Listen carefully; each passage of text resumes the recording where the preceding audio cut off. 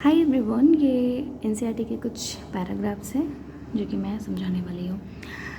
तो हमारे डॉल्टन थे, ठीक है, और उन्होंने दिया एटॉमिक थ्योरी ऑफ मैटर, ठीक है। उनके हिसाब से एटम एक अल्टीमेट पार्टिकल ऑफ मैटर था। उनका जो थ्योरी था वो लॉ ऑफ कंजर्वेशन भी एक्सप्लेन करता था, कांस्टेंट कंपोजिशन भी एक्सप्लेन करता था और मल्टीपल प्रोपोर्शन भी एक्सप्लेन करता था, ठीक है।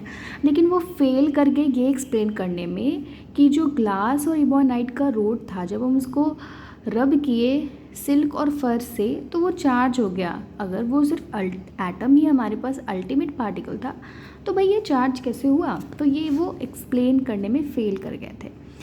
एंड ऑफ 19th सेंचुरी में हमारे पास इलेक्ट्रॉन, प्रोटॉन और न्यूट्रॉन की बात आ गई थी, ठीक है, कि एटम नहीं है, उसके फिर सब सेल भी है। सब सेल क्या है, या फिर सब डिवाइडेड, एटम भी सब डिवाइडेड है, ठीक है। फिर हमारे पास इलेक्ट्रॉन की डिस्कवरी आती है जो कि फैराडे जी देते हैं। तो वो कहते हैं कि हमारे पास एक सॉल्यूशन है, ठीक है, और जिसमें इलेक्ट्रोड है।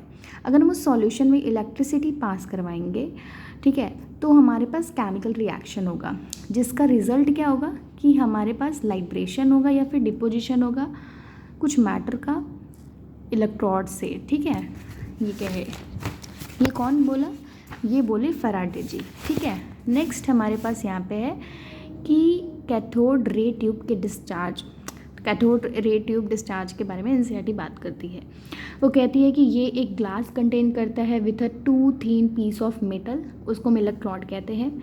इसमें प्रेशर जो होता है वो कम होता है और वोल्टेज जो होता है वो ज़्यादा होता है। देन इसमें कहा जाता है कि अगर हम सफिशिएंट वोल्टेज अप्लाई कर दें तो करंट जो है वो फ्लो करने लगता है नेगेटिव से पॉजिटिव तक। नेगेटिव को हम कैथोड कहते हैं, पॉजिटिव को हम एनोड कहते हैं। तो नेगेटिव से पॉजिटिव जाने लगता है, ठीक है। कैसे जाता है? तो एक स्ट्रीम ऑफ पार्टिकल से जाता है, तो वो जो है पॉजिटिव से नेगेटिव से पॉजिटिव तक जाता है, ठीक है, स्ट्रीम ऑफ पार्टिकल। तो उसी स्ट्रीम ऑफ पार्टिकल को हम कैथोड रे पार्टिकल कहने लगे, ठीक है। देन हमारे पास फ्लो ऑफ करंट कैसे चेक किया? तो यहाँ पे जो हमारे पास इस वाले को, लाइक नीचे भी है हमारे पास, इस वाले को हम एनोड कहते हैं। एनोड क्या होता है? पॉजिटिव। तो यहाँ पर एक होल बनाया गया, ठीक है।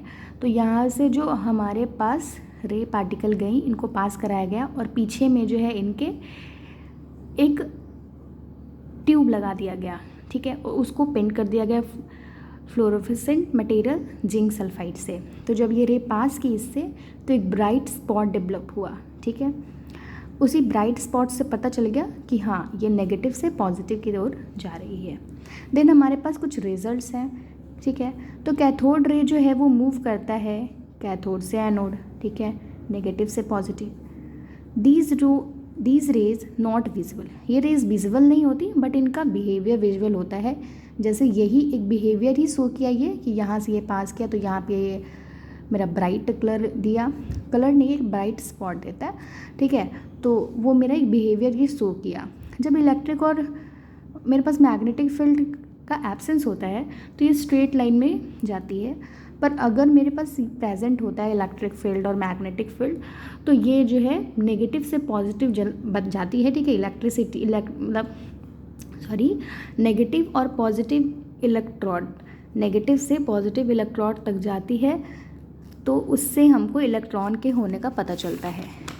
देन हमारे पास नेक्स्ट था कि जो ये कैथोड रे का कैरेक्टरिस्टिक होता है वो ना ही नेचर ऑफ गैस जो उस ट्यूब में प्रेजेंट है उस पर डिपेंड करता है और ना ही ये इलेक्ट्रोड किस मटेरियल का बना हुआ है उस पर डिपेंड करता है। फिर एक एनसीईआरटी में ऐसा लिखा हुआ है कि इलेक्ट्रॉन जो है एक बेसिक कंस्टिट्यूएंट ऑफ एटम है, मतलब सारे एटम का बेसिक कंस्टिट्यूएंट जो है वो इलेक्ट्रॉन होता है।